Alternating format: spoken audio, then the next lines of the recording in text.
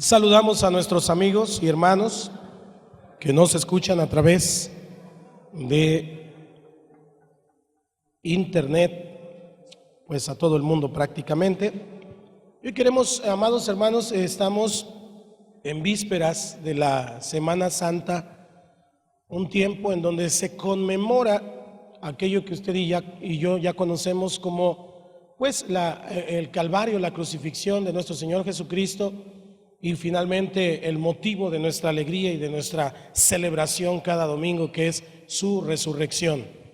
El mundo lo celebra de una manera diferente, se prepara con carnavales, es decir, le da rienda suelta al cuerpo y a la carne para Baal, significa carnaval, y entonces se prepara de esa manera porque después la siguiente semana no va a comer carne y entonces come puro pescado y verduras y cosas como esa, para que entonces de una manera religiosa después algunos van y se crucifican y se amarran y en Japón y en Iztapalapa y en muchas partes del mundo, en Filipinas por ejemplo, hacen esa representación que finalmente ningún artista, ninguna película, ninguna persona puede en ningún sentido, ni en el artístico ni en ningún sentido, puede representar en realidad de lo que pasó en la cruz.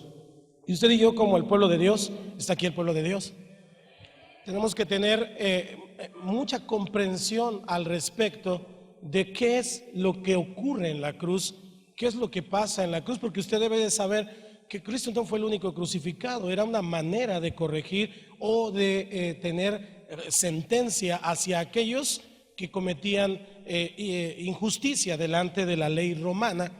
Y entonces la manera de llevarlos era como la silla eléctrica de este tiempo en los Estados Unidos, en algunos estados. La cruz era para los romanos precisamente la máxima pena que podían ponerle a alguien que inculpaban, a alguien que estaba siendo juzgado, que había sido juzgado y que finalmente era sentenciado a morir. Así que entonces Cristo no fue el único. De tal manera que el objeto, quiero decir, el madero, las dos maderas no son la representación de lo que para usted y para mí es sagrado. En realidad eso fue el objeto en donde Cristo fue crucificado. Lo que importa, lo que tenemos que comprender usted y yo, es que Cristo murió por usted y por mí ahí en la cruz. La obra, diga conmigo la obra de redención. Ahora, no tengo nada contra las cruces. Usted puede tener una cruz en su casa, una cruz en su carro, algunos la traen hasta colgando, está bien, es un símbolo. Es como el pez, de repente tenemos el pez que significa para aquellos tiempos de la persecución, ellos ponían el pez en las casas donde había oración y en esos lugares entonces ellos sabían de una manera secreta que allí había peces. Jesús le dijo a Pedro: te voy a hacer pescador de hombres. Y el ictus, que significa Dios Padre, Dios Hijo y Dios Espíritu Santo en diferentes sentidos, es un símbolo, también lo puede traer, lo puede tener. El punto es que no podemos hacer del objeto nuestra veneración. Usted y yo no adoramos la cruz, usted y yo adoramos a Jesús. Cristo no está colgado de una cruz, Cristo vive, Él resucitó. Es totalmente diferente, porque una cosa nos lleva a religión, otra cosa nos lleva a relación. Si Él está muerto, entonces vana es mi fe. Si Cristo no resucitó, ¿para qué estoy aquí saltando como loco?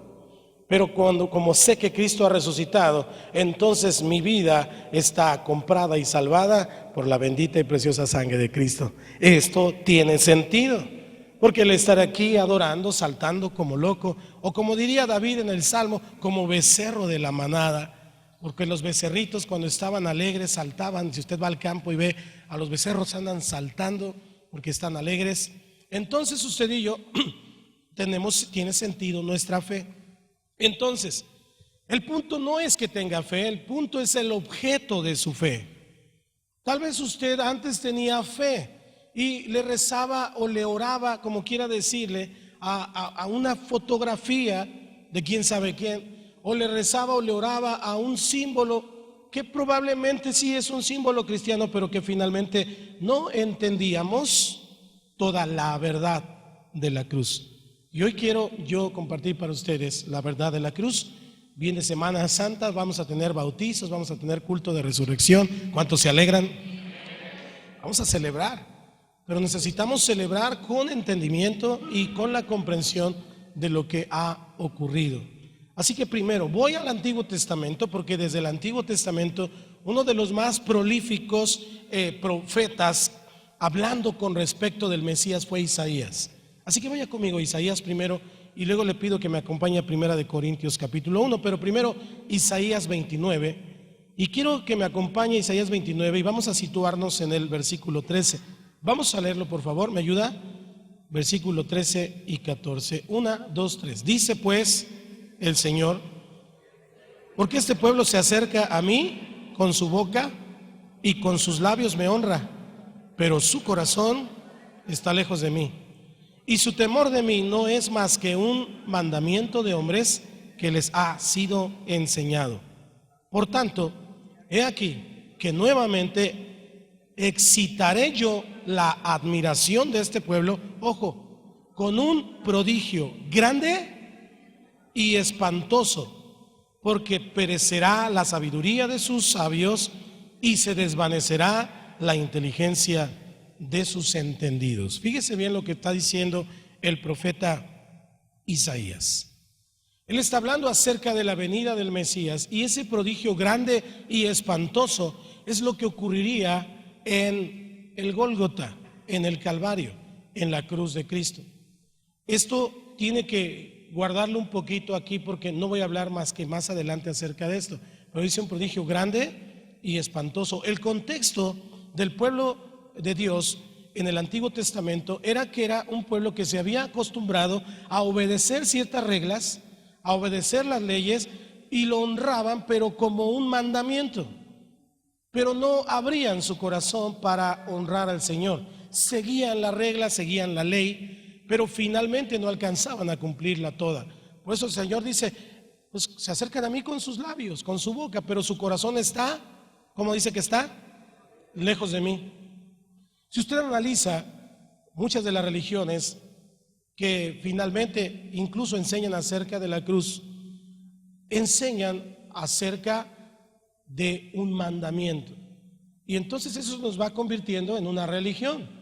Y entonces hasta me hago una señal, que finalmente a lo mejor la señal pues no tiene nada de malo porque es una señal, pero si la hago o la estoy haciendo por amuleto, por religión, si cargo la cruz porque me protejo, ¿verdad? Eso ya no es fe, eso es superstición. El punto entonces, ¿cuál es el objeto de tu fe? El objeto de mi fe está vivo, y no es un objeto, para empezar es una persona, y se llama Jesús. Fíjese bien, en el siglo II aproximadamente y más adelante comenzaron a hacer esa señal. Tertuliano y algunos otros padres de la iglesia comenzaron a hacer esa señal para identificarse, pero finalmente se convirtió en una situación pagana, pagano-religiosa. ¿Ha oído ese término? Pagano-religioso, ¿cuántos lo han escuchado? Si usted lee las noticias, se dará cuenta, en el pueblo fulanito se celebraron estas fiestas pagano-religiosas. ¿Lo ha escuchado? Pagano-religiosas. Bueno, hasta el mundo sabe que hay paganismo en el asunto de las celebraciones que en realidad piensan o creemos que son para Dios, pero en realidad pues son para la gente. Son para que la gente se divierta en la feria y se coma un pan, y entonces haya comercio, y etcétera, etcétera. Qué divertido. Pues sí, muy divertido, pero finalmente no es para Dios, es para los hombres. Este pueblo se acerca a mí con su boca, con sus labios, pero su corazón está lejos de mí. ¿Cómo puede estar el corazón de una persona que anda saltando el chinelo para él mismo en lugar de saltar o danzar para Dios? No está su corazón para Dios, está su corazón para él. Qué divertido, y después una caguama y después lo que sigue. Bueno, dije que no iba a hablar de eso, pero ya estoy hablando. Disculpe, me estoy sacando mi amargura. No hay entonces una situación en donde se glorifique a Dios. Se glorifica la religión, pero no a Dios. Por eso el Señor dice el Señor en Isaías, voy a excitar nuevamente al pueblo. ¿Cómo lo voy a hacer? Con un suceso grande y espantoso. Y fíjese qué interesante, porque con el paso de los siglos, usted y yo hemos ahora entendido una situación de la cruz totalmente distinta a lo que Isaías decía, pero totalmente distinta a lo que ocurrió en verdad. De alguna manera hemos domesticado, déjeme usar ese término, hemos domesticado la cruz y la hemos ajustado a nuestra necesidad y la hemos ajustado a nuestro entendimiento y la hemos ajustado a nuestra capacidad de asombro. Pero Isaías dijo que iba a ser un asunto grande y que iba a ser un asunto espantoso. Vaya ahora conmigo a Corintios, primera carta a los Corintios, capítulo 1, versículo 18, por favor, y vamos a leer 18 y 19. Dice la palabra. Si tiene la Biblia, búsquelo en su Biblia, subráyelo, encierre, si le gusta marcar su Biblia, a mí me encanta. Entonces hágalo, y si no, véanlo en la pantalla conmigo. Dice: porque la palabra de la cruz es locura a los que se pierden, pero a los que se salvan, esto es a usted y a mí, a nosotros, es poder de Dios. Pues está escrito: destruiré la sabiduría de los sabios y desecharé el entendimiento de los entendidos. Qué interesante que la cruz de Cristo está en el corazón de nuestra fe cristiana. La cruz del Señor, la obra redentora del Señor. Sin la cruz, sin la obra de la cruz, no existe nuestra fe. Si no hubiera habido cruz, el cristianismo sería una filosofía más, una enseñanza más, como cualquier otro, como Buda, como cualquier otro que enseña palabras sabias, que enseña palabras filosóficas, incluso correctas en el sentido de vivir la vida, pero que no son palabras de vida. Porque el único que tiene palabras de vida es Jesús. Pero Cristo, amados hermanos, no vino a darnos otra clase de ideas. Él no vino a darnos una nueva corriente filosófica, sino Él vino a morir por usted y por mí. Y eso tiene que tenerlo muy claro. Cristo vino a morir por usted y por mí. A eso vino. Ese fue su cometido. El Señor, el Padre, dio a su Hijo y ese, por amor al mundo, dio a su Hijo, y su Hijo se entregó a sí mismo por usted y por mí. ¿Cuántos dicen amén? Fíjese bien.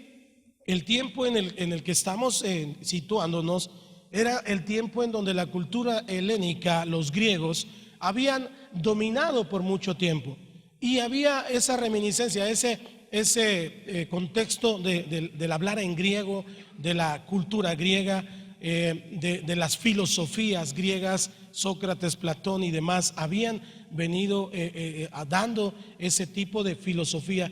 Y Cristo, dice Isaías, se había profetizado 400 años antes, dice Isaías, que el Señor habría de deshacer la sabiduría de los sabios y cambiar todo ese entendimiento, pero no con nuevas filosofías, sino con una obra espantosa. El mismo pueblo judío estaba esperando. Si usted lee, bueno, tiene que leer la Biblia. ¿Cuántos ya leyeron la Biblia completa? Amén. Los demás tienen una buena oportunidad este año para leer la Biblia completa. Y usted lee la Biblia, pero hay una Biblia, que es la versión latinoamericana, que es la que usa la Iglesia Católica, tiene libros apócrifos. Apócrifo significa que no está dentro del canon o no autorizado, vaya. Pero hay un libro ahí que se llama Macabeos 1 y 2, y Macabeos es un libro histórico. Y ahí cuenta precisamente la transición del pueblo hacia los romanos, viniendo de la situación de cautividad. Ellos entonces fueron cautivados, y como cada pueblo que conquista a otro, establece su cultura, sus pensamientos, sus ideas, su filosofía, ¿verdad? Y entonces finalmente ellos estaban entre sus leyes, sus mandamientos, pero también a su alrededor estaba la cultura griega heredada y la cultura romana que estaba siendo impuesta por el nuevo imperio que estaba conquistando a los judíos. Piense en esto. Es una situación como la que usted y yo estamos viviendo hoy. Hoy, el problema de hoy no es la falta de información, el problema de hoy es el exceso de información. Tanta información hay que las personas ya no saben qué creer, ya no saben qué pensar, ya no saben a dónde ir. Porque podemos tener información de filosofías, incluso que nunca hubiéramos pensado que existían por medio del internet. Se ha abierto o se ha globalizado, este término usan los que saben, se ha globalizado el mundo de tal manera que hoy pues todo el mundo puede entrarle al budismo, al yoga, díganme otras, los horóscopos, etcétera, ¿no? Hasta el satanismo, y ese es el asunto que se vivía en el tiempo de Jesús. Ellos pensaban entonces que el que vendría a libertarlos sería un hombre fuertototote y grandototote que habría de venir en un caballo y que habría de formar un ejército y que los iba a entrenar para ser guerreros y que lo iban a tomar la espada, iban a derrotar a los romanos y hasta Leviatán se iban a comer. Eso dice la Escritura. Ellos pensaban que así iba a ser. Pero oh sorpresa, el Salvador, el Mesías, el que habría de venir, vino en el sentido opuesto al que ellos pensaban. Vino a morir por ellos, por usted y por mí. Vino no a luchar, vino a entregarse, vino a darse, vino a decir: aquí estoy, vamos aquí. Destruyó lo que ellos pensaban, destruyó la sabiduría de los sabios, destruyó todo, exactamente como Isaías había profetizado. Y por eso el apóstol Pablo estaba diciendo: escrito está, destruiré la sabiduría de los sabios y desecharé el entendimiento de los entendidos. La cruz, amados hermanos, es una locura, porque es un contrasentido. Es un contrasentido en el cual nos da vida a usted y a mí muriendo. Y es la misma cruz la que nos dice cómo debe ser nuestra vida en Cristo. Para poder vivir, primero hay que morir. Si yo no tomo mi cruz y lo sigo cada día, si no crucifico mi carne, mi vida, el mundo con sus pasiones en la cruz, entonces yo no puedo decir que estoy viviendo una vida cristiana normal. Si tengo un pie en el mundo y otro pie con Cristo, entonces no he tomado totalmente la cruz. Por eso la cruz es una locura. El mundo no puede comprender qué es la cruz, porque la cruz se comprende solamente a través de aquel que pagó en la cruz por usted y por mí, a través de su Espíritu Santo. Yo creo que nuestra perspectiva entonces de la Semana Santa va a cambiar un poco, porque lo vemos como una celebración. La familia está de vacaciones, se viene la familia, llegan del DF o llegan de Puebla o de donde sea que lleguen, ¿verdad? Todos tenemos familia afuera y entonces la pasamos juntos, vamos a nadar y hacemos una cosa ahí bien padre, bien familiar. Pero en realidad tal vez no estamos entendiendo todo el contexto de lo que ocurrió. Vaya conmigo a Marcos capítulo 8, versículo 31. El evangelista nos da cuenta de esto. Jesús cuando viene a la tierra tuvo dos mensajes. El principal fue el reino de Dios. Él comienza a predicar el reino de Dios y dice que el reino se ha acercado. Pero hay un elemento que es indispensable para poder vivir el reino y en el reino, y es el mensaje de la cruz. Y Jesús todo el tiempo estuvo hablando con sus discípulos acerca de que Él tenía que ir a la cruz y morir en la cruz. ¿Ya está en Marcos? Dice la palabra: y comenzó a enseñarles que le era necesario. Diga conmigo: es necesario. Era necesario al Hijo del Hombre padecer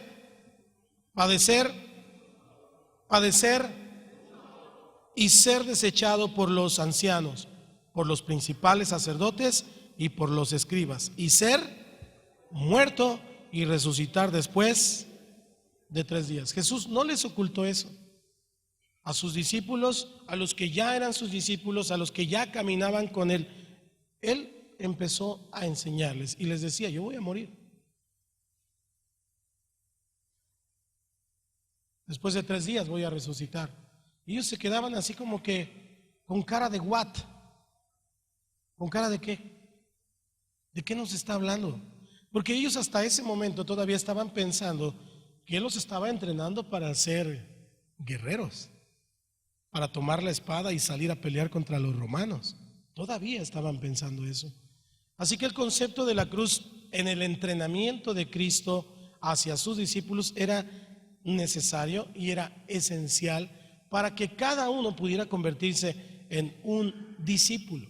Porque Jesús no quiere seguidores. Seguidores tenía muchos, multitudes lo seguían. Pero Jesús no quiere seguidores, Él quiere discípulos. Jesús lo dijo en San Juan, no está en mis notas, pero viene a mi mente ahora. En San Juan 8, 31 y 32, dijo entonces Jesús a los discípulos que habían creído en Él, es decir, a estos que estaban caminando todos los días con Él: si vosotros permaneciereis en mis palabras, seréis verdaderamente. Me llama la atención esa palabra, verdaderamente mis discípulos. Y conoceréis la verdad. Y la verdad os hará libres. La verdad de la cruz es una verdad horrorosa. Es una verdad que tal vez nos cuesta mucho trabajo siquiera pensar en ella. A los que amamos a Dios, la cruz nos causa pavor, terror, en el sentido de lo que realmente Él vivió en la cruz. No puedo caricaturizar la obra de Cristo en la cruz, porque ese es un lugar, eso es una obra santa de redención, el plan eterno de Dios a través de Cristo Jesús. Entonces, Él sabía y Él le decía que tenían que someterse a este entendimiento de la cruz para poder entonces vivir en el reino que Jesús había venido a establecer, y que el reino que Jesús había venido a establecer no era un reino como ellos lo imaginaban o como el mundo había establecido a través de Alejandro Magno y después ahora sobre los romanos. No, era un reino totalmente diferente, un reino que no tenía nada que ver con los reinos del mundo, pero que era un reino que estaba por encima de todos los reinos del mundo. Dentro de sí mismo, Él ya sabía qué significaba tomar la cruz. Jesús tenía muy claramente lo que había de ocurrir y Él quería que sus discípulos lo entendieran y tomaran la suya. Jesús les decía: bueno, si ustedes me están siguiendo, les estoy anunciando que yo voy a la cruz. Les estoy avisando, yo voy a la cruz. Yo no voy a un parque, no voy a ir a un lago, voy a la cruz, muchachos. Y ustedes tienen que tomar la suya y seguirme. Vaya conmigo a la palabra, Lucas 9:23. Lucas 9:23. Ojo, tomar la cruz de Jesús es un requisito indispensable para entrar en el reino. Sin la cruz no hay reino, y sin reino no hay cruz. Ya está en Lucas. Y decía a todos: si alguno quiere venir en pos de mí, niéguese a sí mismo, tome su cruz cada domingo, cada día, y sígame. Tome su cruz, ¿cuándo? ¿Se da cuenta que es un requisito? Si usted quiere venir en pos de mí, le dice Jesús a sus discípulos, tomen la suya. Yo les estoy diciendo que en la cruz. Ahora, quiero que ampliemos nuestro entendimiento ahora. Espíritu Santo, ayúdanos. Amén. Ampliemos nuestro entendimiento. Esos discípulos sabían qué significaba la cruz, porque ellos vivían en esa cultura y ellos sabían que la cruz era para aquellos que habían sido nombrados culpables, y ellos entendían qué significaba la cruz. Por eso cuando Jesús les dijo: si ustedes quieren venir en pos de mí, tomen su cruz y síganme, ellos se quedaron así de... Ellos entendieron. Tal vez en nuestro contexto cultural occidental entendemos tomar nuestra cruz como ponernos la colgada, tomar la cruz como ponerla en nuestra casa, porque a lo mejor así nos enseñaron durante siglos en este continente. Ponerla en la pared y hacerle cierta reverencia cada vez que nos encontramos con esa cruz, Pero eso no es tomar la cruz. Tomar la cruz tiene que ver con llevar una vida como la que Jesús llevó y estar dispuesto a morir como Jesús estuvo dispuesto a morir. Martin Luther King decía que ninguna persona vive plenamente si no está dispuesto a morir por los que ama y por lo que cree. Así que si usted y yo no estamos dispuestos a morir por los que amamos y por lo que creemos, en realidad no hemos tomado la cruz. Para poder tomar la cruz hay que estar muerto, es decir, decidir en mi corazón crucificar mi vida, mi carne con Cristo Jesús. Y mi vida entonces ya ahora no es mi vida en un sentido espiritual, porque esta vida, mi vida, le pertenece a Cristo. Él pagó por mí y Él pagó por ti.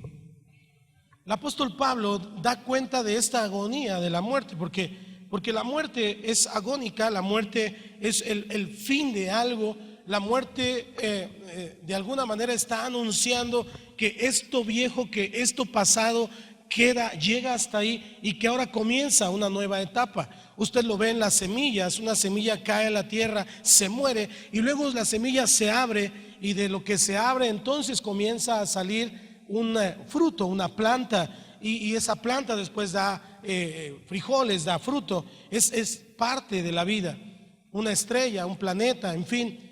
Termina algo y finalmente comienza una nueva etapa. Es cierto, Jesús vino a morir a la cruz para terminar con lo antiguo, terminar con lo pasado, con aquello que se había perdido, con lo que Adán echó a perder en el jardín del Edén y después la suma de los pecados de toda la creación, más bien de los seres humanos, contaminando a la creación y llevándolos a una vida alejados de Dios, en donde llegó el momento que la única manera que tenían de relacionarse con Dios era por medio del mandamiento y haciendo el mandamiento, pero sin su corazón, sin su entendimiento. Solamente se relacionaban con Dios por medio de símbolos, por medio de rituales, y esos habían intercambiado el ritual y el mandamiento por la persona.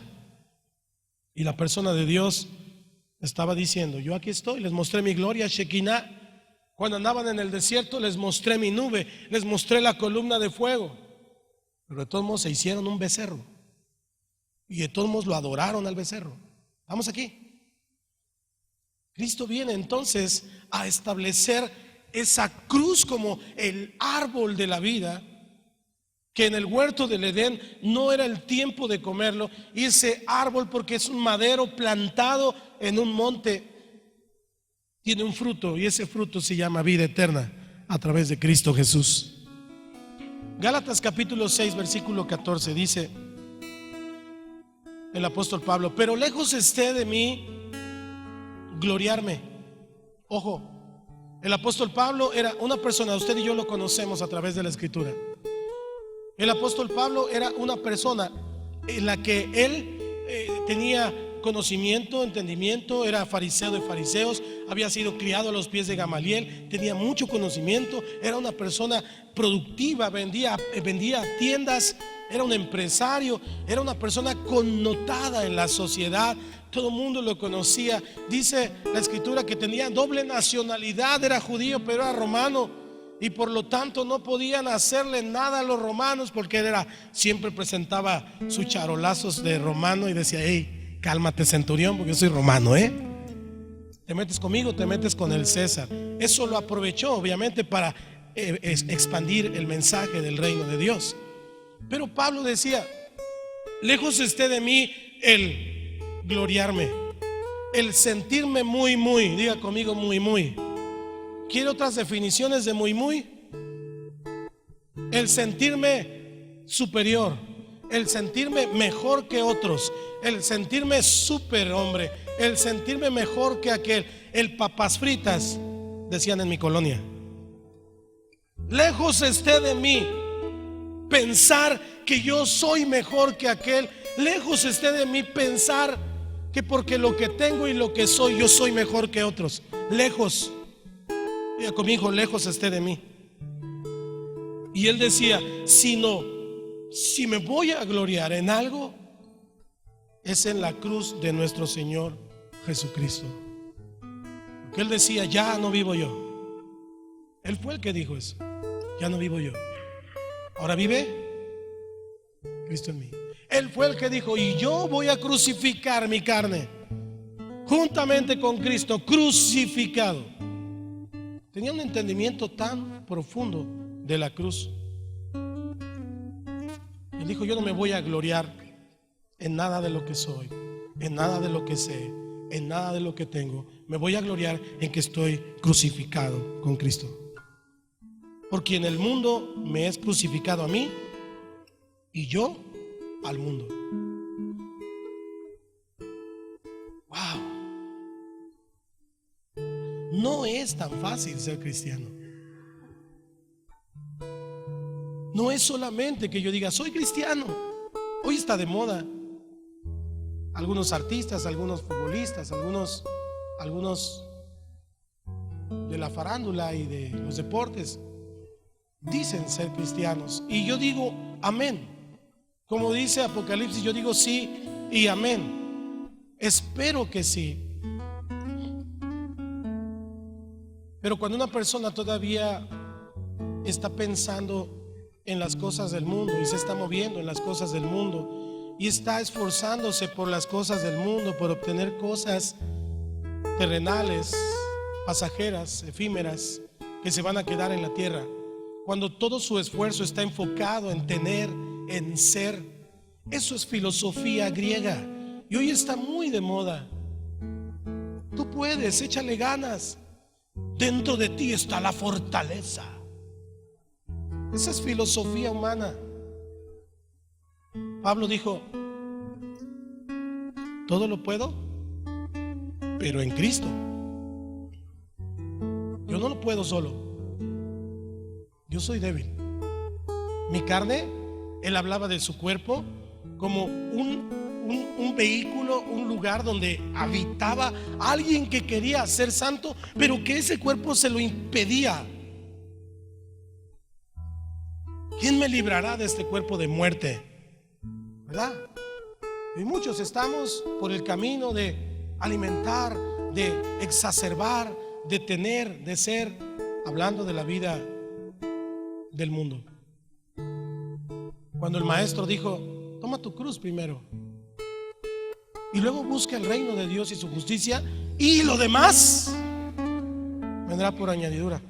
Podemos darnos cuenta porque muchos quieren tener pero no tienen, porque su enfoque no está en la cruz, su enfoque está en las cosas, su enfoque está en su vida. Están tan vivos que todo les molesta. Yo nunca he escuchado a un muerto decir: no me gusta mi caja, no me gusta el hoyo donde me van a enterrar. Nunca he escuchado a un muerto decir: hey, espérenme tantito. Yo nunca lo he escuchado. En la Biblia hay algunos casos, pero el maestro lo hacía. Usted y yo necesitamos entender el asunto de la cruz, porque tomar mi cruz es decidir estar dispuesto a morir a mis pasiones, a mis deseos, a mis anhelos, a enterrar, sepultar o crucificar todo aquello que a lo mejor me encanta hacer, pero que no glorifica a Dios. Dejarlo a un lado, ponerlo a un lado, no darle la importancia más allá de la que debe de tener, y quitarle la importancia a caminar una vida con Cristo. Me asombra cuando veo la escritura y me dice la escritura: en aquel día muchos me dirán: Señor, Señor, tu nombre eché fuera demonios. Yo iba a la iglesia cada domingo, tocaba en la alabanza, hasta tenía una camarita y andaba ahí por todas partes con todo el mundo. Bueno, hasta en la puerta me quedé asoleándome todo el día, Señor. Muchos, dice la escritura. Pero ese no es el punto, amados. Nuestro servicio a Dios Él lo toma en cuenta y Él no es injusto para olvidarse de lo que hacemos. ¿Cuántos dicen amén? Pero esa no es mi relación con Dios. Mi servicio es la demostración de mi gratitud por lo que Él hizo en la cruz. Yo no soy más agradable a Dios porque sirvo, porque canto, o porque predico, o porque estoy en la puerta, o porque estoy en las ventas. Yo ya soy agradable a Dios por la sangre preciosa de Cristo Jesús. Usted ya es agradable a Dios por su sangre preciosa. pero en señal de gratitud, en señal de adoración, en señal de que lo amo, lo sirvo. En señal de que Él me salvó y que yo nunca voy a poder pagar por eso. Estoy a sus pies para adorarle y para decir: Señor, haz conmigo lo que tú quieras. Y cuando Él me diga lo que tenga que hacer, entonces haga realmente lo que Él dice que tengo que hacer. No decirle: espérame tantito, luego, Señor, para otro día. No estoy listo, no es tiempo. Ahora no, estoy ocupado, discúlpame, Señor, ando en mis asuntos. Pero tenías que estar aquí. Pero yo te cité.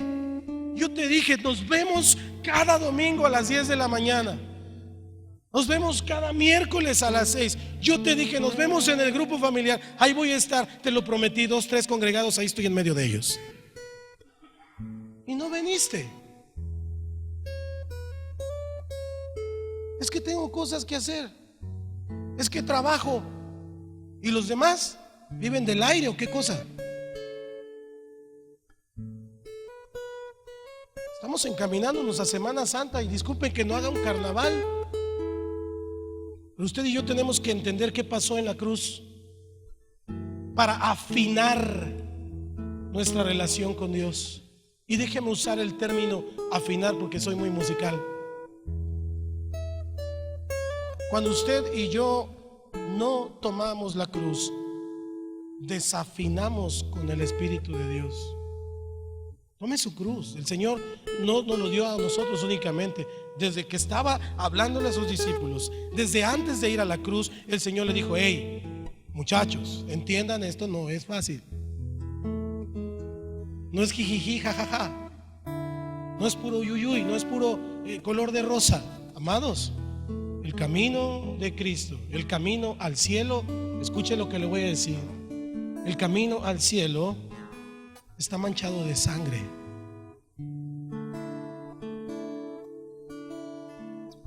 La sangre que Él derramó por usted y por mí. Y la única manera de poder pagar todo aquello, de poder suplir todo aquello viejo, toda aquella ley que condenaba al hombre por el pecado y el pecado por causa del hombre, la única forma es tomando la cruz y siguiendo a Jesús. Ser cristiano no es hacer lo que hace un cristiano. Ser cristiano es tomar la cruz de Jesús y vivir o andar, como dice la palabra, como Jesús anduvo. Ya sé que me van a apedrear a la salida, pero no me importa. Yo tengo que hablar lo que dice la palabra. Así que usted y yo necesitamos entrar hasta cierto punto a la realidad del padecimiento de Cristo para poder apreciar la cruz. Necesitamos apreciar la cruz. No podemos verla como una obra de arte barroco, como una obra de arte de Tlayacapan. No puedo ver la cruz de esa manera. Tenemos que entender dos cosas: lo que significó para Dios, lo que significó para Dios salvarnos por medio de la cruz, y lo que Dios ha logrado para cada uno de nosotros en la muerte de Jesús. Para Dios significó entregar a su Hijo amado. ¿Cuántos de nosotros, con el amor tan imperfecto que tenemos, podría entregar su Hijo por un desconocido? Es más, ni siquiera por un desconocido, por otro conocido. Tomaría a su hijo y lo llevaría y diría: ni modo, hijo, te tienes que morir para que y lleva a decir nombres, pero luego se la toman personal, ¿verdad? Para que Eustorgio, espero que nadie se llame Eustorgio, para que Eustorgio y Filomeno se puedan salvar. Pero Eustorgio y Filomeno le andan dando vuelo a la hilacha. Andan dance y se van al antro y están en el carnaval y andan, su vida está padrísima, pero tú tienes que morir por ellos. Gloria. Piensa en su bebito. Bueno, algunos tienen su bebito de 45, ¿verdad? Pero lo sigue viendo como bebito. Piensa en su bebé, piensa en su nene, piensa en su hijo. ¿Lo entregaría? ¿Lo entregaría? Y somos humanos. Bueno, el Padre entregó a su Hijo, al unigénito, por ti y por mí. Y lloró, la Biblia dice, vamos a ver la próxima semana. Le dolió. Porque sabes, no solamente lo entregó, también lo abandonó en el momento en que Él tomó el pecado del mundo. Fue horroroso.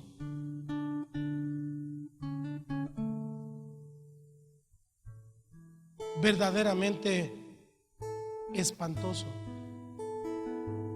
No solamente por lo que físicamente ocurrió, sino por lo que había en el corazón del Padre y del Hijo al separarse.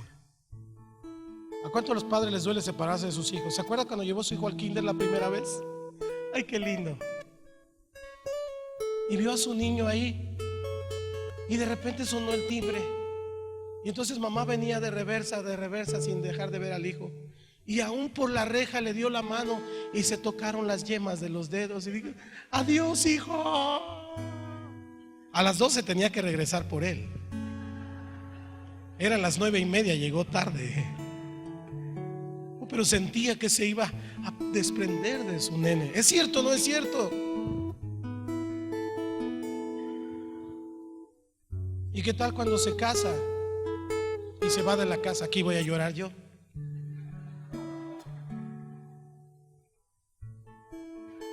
¿O qué tal cuando se muere? No se lo deseo a nadie, pero tal vez a lo mejor aquí alguno tuvo la experiencia de enterrar a un hijo. Eso no debería de pasarle a nadie, pero pasa. ¡Qué dolor! Bueno, pues no solamente murió, Él mismo lo entregó y lo dio por ti. Lo dio por ti, lo dio por ti, lo dio por mí. Creo que en nuestro camino hacia la celebración de Semana Santa, usted y yo debemos ser reflexivos. Y puede comer carne, no se preocupe, eso es religión. Coma lo que Dios le dé, porque Dios es bueno. Pero entonces ya no coma, hermanos. Ya no critique a uno, ya no critique al otro, ya no hable del otro. Vamos a ser reflexivos. ¿Qué hizo Jesús por mí? Porque eso fue lo que hizo el Padre. Pero ¿qué pasó? ¿Qué hubo ahí para mí? ¿Qué logró Dios para mí con cada uno de nosotros con la muerte de Jesús? Lo que logró a través de todo ese dolor y de todo ese horror fue que usted y yo íbamos como, ya ni dije, ya no sé cómo se llamaban, Eufemio y quién, Demóstenes, quien sea, Filomeno. Bueno, también Demóstenes iba con ellos en un camino de shalalá, jejeje, jijiji, sin entendimiento, viviendo una vida religiosa, pensando ser una persona que estaba agradando a Dios porque andaba con una máscara saltando y danzando allí, porque no comía carne el día. ¿Cuándo no comen carne? No sé ni cuándo, bueno, el día que no, el viernes o el sábado, no sé. Y pensaba que con eso ya estaba entrando al cielo. Ignorancia, sí, ignorancia. Pero usted y yo hoy conocemos la verdad de la cruz. Y la verdad de la cruz es una gran verdad, es una maravillosa verdad. Y es una verdad que no puede quedarse guardada en tu corazón y en mi corazón, solamente para nosotros. Es una verdad que usted y yo con valentía tenemos que compartir a los demás. ¿Qué ocurrió en la cruz? Ahí en la cruz Jesús murió por mí. El Padre entregó su Hijo y entregó su corazón. Y al morir por mí, Él pagó por todos y cada uno de mis pecados.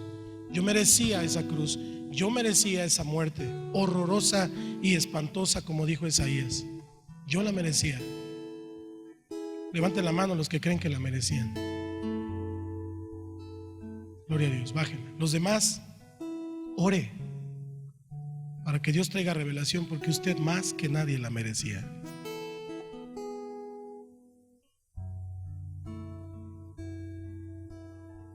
Finalmente, la cruz establece un antes y un después.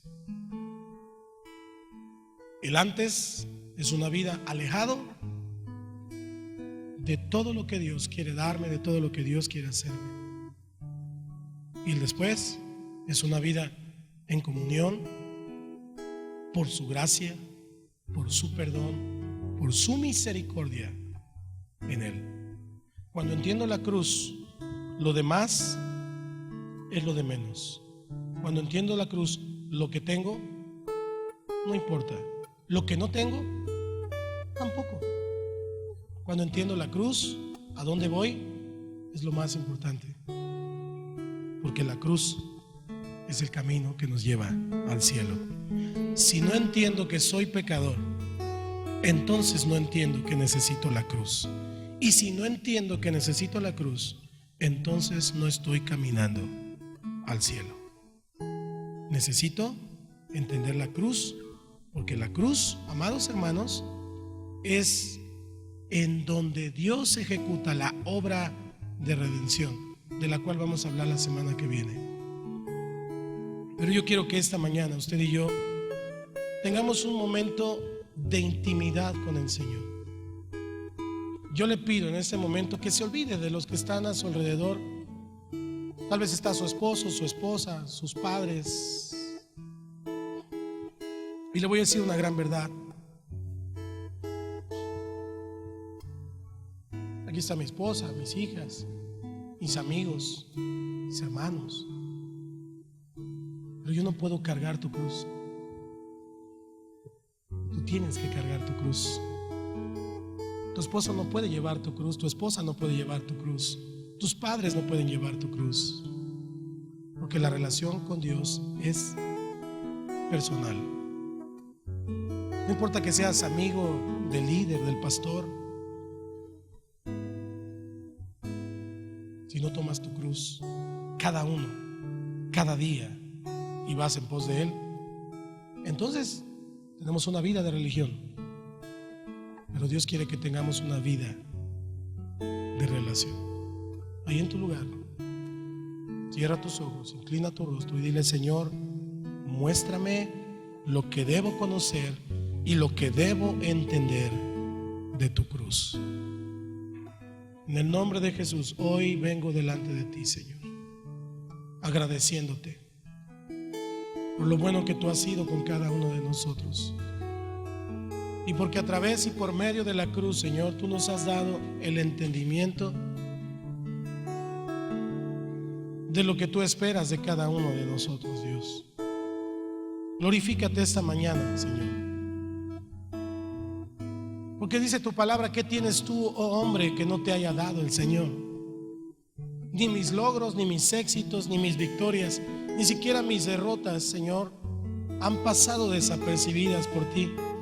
Porque eres tú quien me las ha dado. Eres tú quien ha permitido que haya caído o se haya sido derrotado en algún momento, para mostrarme tu mano de poder, tu mano de bendición. Señor Jesús, bendícenos esta mañana con tu presencia y ayúdanos a entender que no podemos gloriarnos en nada de lo que tenemos y en nada de lo que somos. Más bien, queremos gloriarnos en la cruz de nuestro Señor Jesucristo. Como dice tu siervo, el apóstol Pablo, en donde el mundo es crucificado a nosotros y nosotros al mundo. Ayúdanos a tomar esta semana y la siguiente en un entendimiento de reflexión. Ayúdanos a valorar lo que tú hiciste en la cruz por nosotros, Padre, y poder descubrir tan grande bendición. Yo no quiero vivir con un concepto doméstico de la cruz, Señor.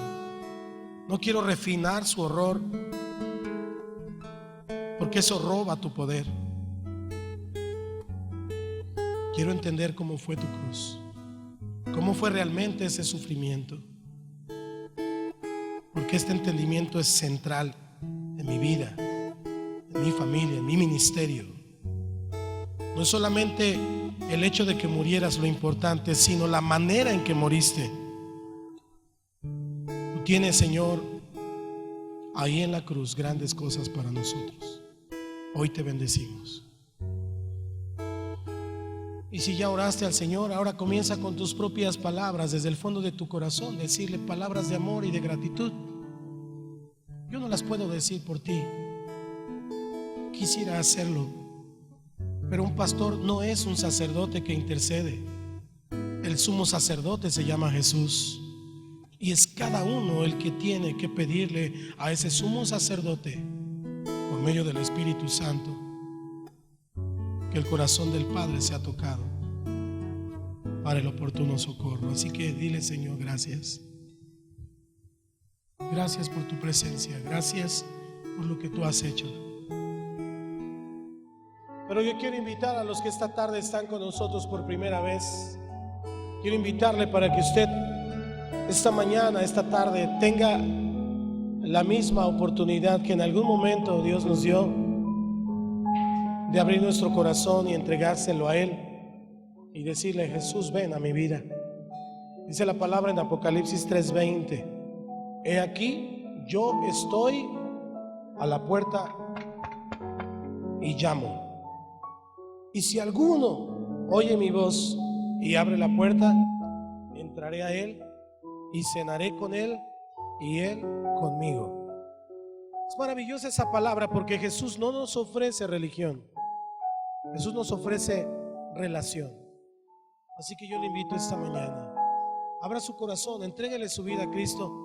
¿Cómo? Con fe. Repite esta oración con fe conmigo. La iglesia le va a ayudar y todos vamos a hacer esta oración. Pero usted que va a entregar su vida a Cristo, abra su corazón y dígale: Señor, aquí estoy. Repita después de mí, por favor. Diga con voz audible: Señor Jesús, esta mañana te doy gracias por tu palabra y gracias por tu presencia. Hoy reconozco que soy pecador, pero me arrepiento de mis pecados. Señor, yo te abro mi corazón y te recibo como mi Señor y como mi Salvador. Entra en mi vida y hazme una nueva criatura. Te lo pido, Padre, en el nombre de Cristo Jesús. Y todos decimos amén.